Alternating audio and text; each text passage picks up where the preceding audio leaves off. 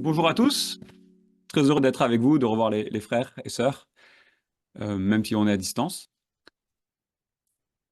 Donc j'imagine, comme vous l'avez constaté dans les petits groupes, les moments de discussion, ce psaume commence par un ton qui est quand même extrêmement triste, qui commence par un cri de détresse.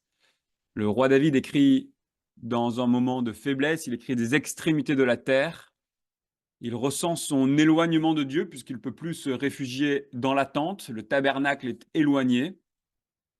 Et c'est probable, les commentateurs disent que David écrit ce psaume pendant la guerre civile qui l'oppose à Absalom et qu'il est en exil, d'où son éloignement du tabernacle, où il ne peut plus physiquement aller rencontrer Dieu. Je vous propose trois parties principales pour un peu structurer nos propos sur le psaume. La première partie, c'est cette expression « conduis-moi sur ce rocher ».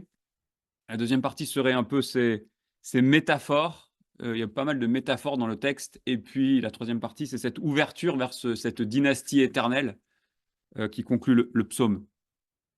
Alors dans cette première partie, il y a cette phrase clé « Conduis-moi sur le rocher trop élevé pour moi », qui se lit aussi « Conduis-moi sur le rocher que je ne puis atteindre », qui est plus grand que moi, qui me dépasse.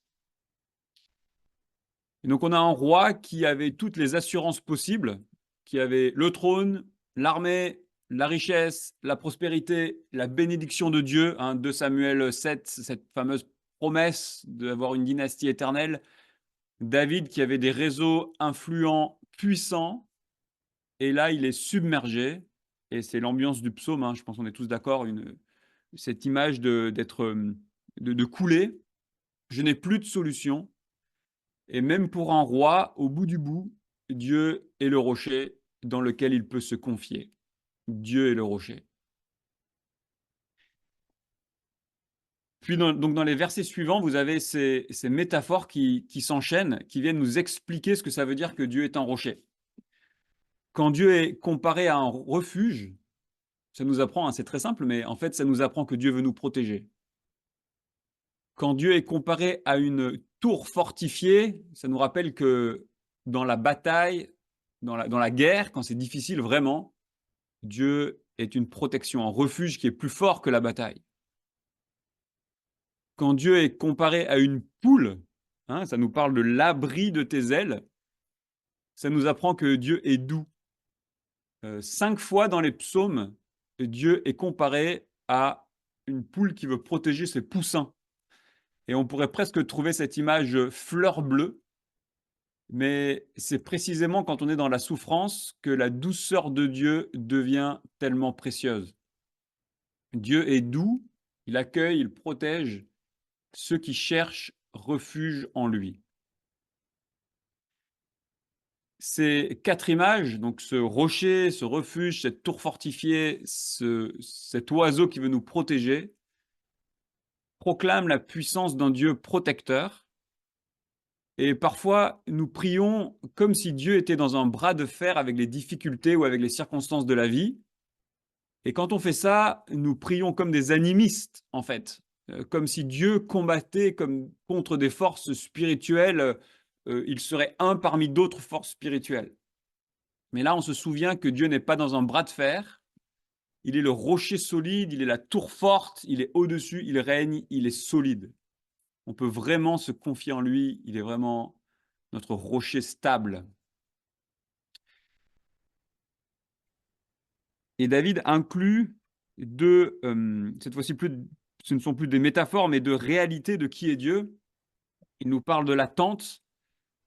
David peut soupirer auprès de Dieu car Dieu s'est révélé. Dieu a donné un moyen d'être connu. C'est ce tabernacle. Ensuite, ce sera le temple. Dieu veut se faire connaître. Il veut qu'on le rencontre. Et puis, ça nous parle d'héritage. Dans la pensée de l'époque, l'héritage de Dieu, c'est sa présence, sa bénédiction, son approbation. Donc on comprend que dans la difficulté, David médite sur qui est Dieu, sur sa toute-puissance, sur sa protection, et il veut se confier en lui. Et puis finalement, il y a cette ouverture, à partir du verset 7, sur cette dynastie, sur cette royauté éternelle. On se souvient de cette promesse de Dieu envers lui. David voulait honorer Dieu en lui construisant un temple en pierre, et Dieu lui répond que c'est lui qui sera honoré en ayant pour toujours en descendant sur le trône. Dans ce moment de doute, dans ce moment où David est aux extrémités de la terre, David replace sa vie dans le grand plan de Dieu. Et on peut se souvenir aussi que si David est dans cette situation, c'est parce qu'il a manqué de courage. Tamar, une de ses filles, a été violée par son demi-frère, et on lit que David a éprouvé beaucoup d'irritation, mais que David n'a rien fait pour punir le coupable. Donc là, on est dans Samuel, dans 1 et 2 Samuel. Il n'a pas défendu sa fille. Donc, le frère de Tamar, de la même mère, Absalom, s'est vengé, a tué l'agresseur, et c'est de là que vient la conspiration qui a mis David en fuite.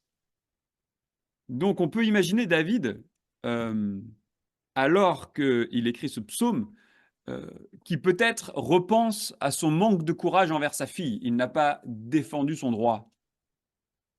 Qui repense aussi à son adultère avec Bathsheba, qui fut un tournant de son règne. Il y a un avant, où on voit vraiment cette proximité avec Dieu, et puis un après, où il y a eu le jugement, et puis ensuite il y a cette guerre civile, etc. Même s'il a été, bien sûr, restauré et pardonné.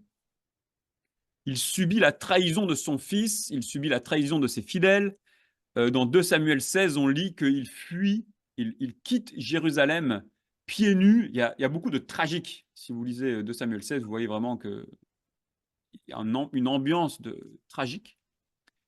Son fils lui prend ses concubines, donc c'est vraiment puant ce qui se passe. Il a peur de perdre le royaume, et peut-être qu'il a peur de perdre la promesse de Dieu. Donc en langage familier, nous pourrions dire que David ressent peut-être qu'il a tout foiré. Et là, dans ce moment terrible de questionnement, David replace sa vie dans le grand plan de Dieu, dans cette promesse de Dieu d'une dynastie éternelle, qu'il siège éternellement devant Dieu. Et il se rappelle de la bonté, de la fidélité de Dieu sur sa vie, sur cette dynastie, sur cette promesse. Alors maintenant, si on regarde le psaume de l'autre côté de la rédemption, de notre côté, ce psaume, bien sûr, ne peut être que lu à la lumière de Jésus, c'est le thème de la semaine. Jésus est le seul à avoir un règne éternel, qui règne pour toujours sur l'Israël de Dieu. Le lieu où on rencontre Dieu aujourd'hui, c'est plus une tente, plus un temple, c'est Christ. Jésus s'est approprié l'image du rocher. Soit Jésus est un rocher qui t'écrase, ou bien Jésus est la fondation de ta vie. C'est l'un ou l'autre.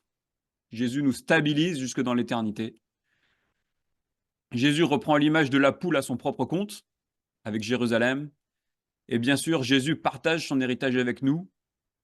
Il obtient le pardon, il obtient l'approbation de Dieu, il obtient la vie éternelle, et il nous partage tout cela à nous qui sommes ses frères et sœurs dans son humanité. Alors que retenir pour nous Que retenir pour nous? Nous ne sommes pas en exil. Alors parfois, on a un peu du mal à oser s'approprier ce genre de psaume, parce que je ne suis pas en train de fuir devant mon fils qui veut me tuer.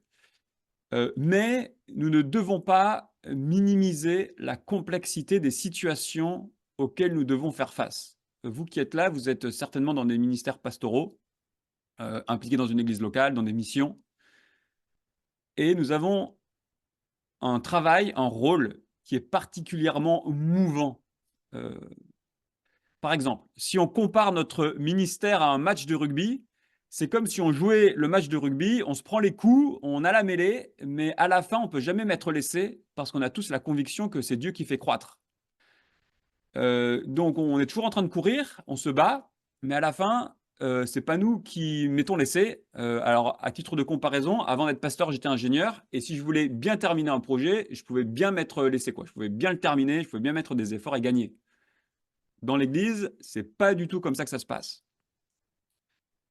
Un autre exemple, beaucoup d'entre nous, nous sommes des employés d'un conseil d'administration qui, d'un côté, nous manage, mais d'un autre côté, nous devons aussi le gérer. Donc, par exemple, là, en ce moment, à Trévoux, on aimerait bien avoir un stagiaire.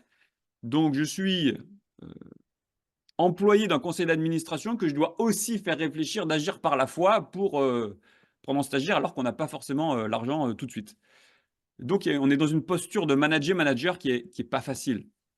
On travaille tous avec des bénévoles qui ont souvent un grand cœur, mais ils servent souvent aussi en plus de leur job et de leur famille. On accompagne des personnes qui font 3 pas en avant, 2 pas en arrière. On ne leur reproche pas, mais c'est la réalité. On a certainement connu des divisions d'église, on doit gérer des avis doctrinaux différents. On ressent parfois que certaines personnes qui devraient nous soutenir, nous soutiennent pas forcément. C'est pas toujours simple. Donc nous aussi, on fait partie on vit dans une vie, dans un ministère qui est très mouvant. Et nous aussi, on peut crier: «Conduis-moi vers Jésus mon rocher». Première application que je vous propose: «Conduis-moi vers Jésus mon rocher». Et justement, ces difficultés et ces souffrances ont une utilité parce qu'elles révèlent nos fondations fragiles et nos faux rochers. Dans le livre Le chemin de la liberté, Nancy DeMoss écrit que c'est par des circonstances difficiles que Dieu nous révèle l'état de notre cœur. Beaucoup de choses peuvent exercer une pression sur notre vie. Et là, elle dit un truc intéressant, elle dit: on peut réagir de 3 manières. Alors la première manière humaine, c'est de réagir avec orgueil, résistance et révolte. Ou une deuxième manière qui est humaine aussi, c'est de nous laisser aller au désespoir. Mais il y a une troisième voie, et c'est la voie de David. Nous pouvons aussi choisir de réagir avec humilité, nous soumettant au Seigneur et nous humiliant sous sa puissante main et le laisser utiliser ses difficultés pour nous façonner et nous transformer. Or, pour être transformé par Dieu, on a besoin d'avoir un rocher sur lequel on peut tenir pour ne pas être emporté dans le découragement. Jésus est ce rocher, on peut crier à lui, il ne bouge pas, il nous aime, il nous dirige, il nous a sauvés, on a toutes les bénédictions spirituelles en lui, on peut traverser tous ces moments mouvants de cette année qui vient en étant ancré en lui avec humilité. Donc première remarque, comme David, on peut crier vers le rocher, conduis-moi sur le rocher, mais on sait que Jésus est notre rocher. Conduis-moi vers Jésus, mon rocher. Deuxième idée, on peut être plus précis, on peut dire à Dieu, conduis-moi vers Jésus, mon refuge. Notre plus grande crainte devrait être la mort et le jugement de Dieu. Quand Jésus envoie ses disciples en mission, qui sont en fait dans une posture qui est très semblable à la nôtre, il leur dit, ne redoutez pas ceux qui tuent le corps, mais qui ne peuvent pas tuer l'âme. Redoutez plutôt celui qui peut faire périr l'âme et le corps en enfer. Face à ce risque ultime, Jésus est notre refuge. Et vous connaissez ce verset qui est très connu, quand Paul dit « Ni la mort, ni la vie, ni les anges, ni les dominations, ni le présent, ni l'avenir, ni les puissances, etc., ni la hauteur, ni la profondeur, ni aucune créature ne pourra nous séparer de l'amour de Dieu en Jésus-Christ », quand Paul écrit cette longue phrase, en fait, il fait la liste des peurs de l'existence. Il fait la liste des choses qui nous tyrannisent. Donc si Jésus, c'est notre refuge suprême face au jugement de Dieu qui nous stabilise dans toutes les luttes de notre vie, à combien plus forte raison on pourra traverser les aléas multiples de notre vie. Et je crois que là, on a un travail à faire régulier pour nous approprier cette stabilité première qui nous donne une stabilité seconde face aux aléas de la vie. Donc deuxième idée, et c'est ce que je vous propose de discuter, vous avez une question comme ça pour discuter dans les petits groupes après. Conduis-moi vers Jésus, mon refuge ultime, qui me permet de traverser les aléas seconds de la vie. Et finalement, comme David, conduis-moi vers Jésus, mon roi éternel. Nous avons besoin de mettre notre vie en perspective avec la royauté de Christ. Tant qu'on regarde nos vies et qu'on évalue nos vies avec nos hauts et nos bas, on ressemble forcément à un flotteur de canne à pêche. Vous savez, le flotteur de canne à pêche, il est toujours en train de vous avez des petites rides, et il est toujours en train de bouger, ou vous avez parfois des grosses vagues, il est très instable. Mais si on regarde notre vie dans le grand plan de Dieu, alors elle a un sens.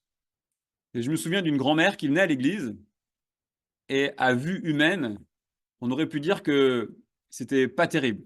Elle avait de grandes douleurs de dos, elle était très diminuée par donc la maladie, elle avait une petite retraite, elle avait une vie qui était assez contrainte, mais elle se battait comme une lionne pour que ses petits-enfants puissent venir à l'église et entendre parler du Seigneur. Donc le dimanche matin, elle prend le cachet, le médicament, le calmant, je ne sais pas quoi, l'antidouleur, peu importe. Elle va dans la voiture, elle va chercher les petits-enfants, elle les amène à l'église. Et ça, je trouve que c'est très beau, et c'est vraiment le même ton que cette fin de psaume. C'est que, oui, elle avait une vie difficile, on pourrait dire elle se sacrifie, elle a une trop de petite retraite, blablabla, mais en fait, elle mettait sa vie dans le grand plan de Dieu, et elle obéissait ce projet de Dieu que d'être un disciple qui fait des disciples, de faire des disciples de toutes les nations, à son niveau, dans ces circonstances. Et nous avons besoin, comme elle, comme David, de remettre notre vie en perspective dans la royauté de Jésus.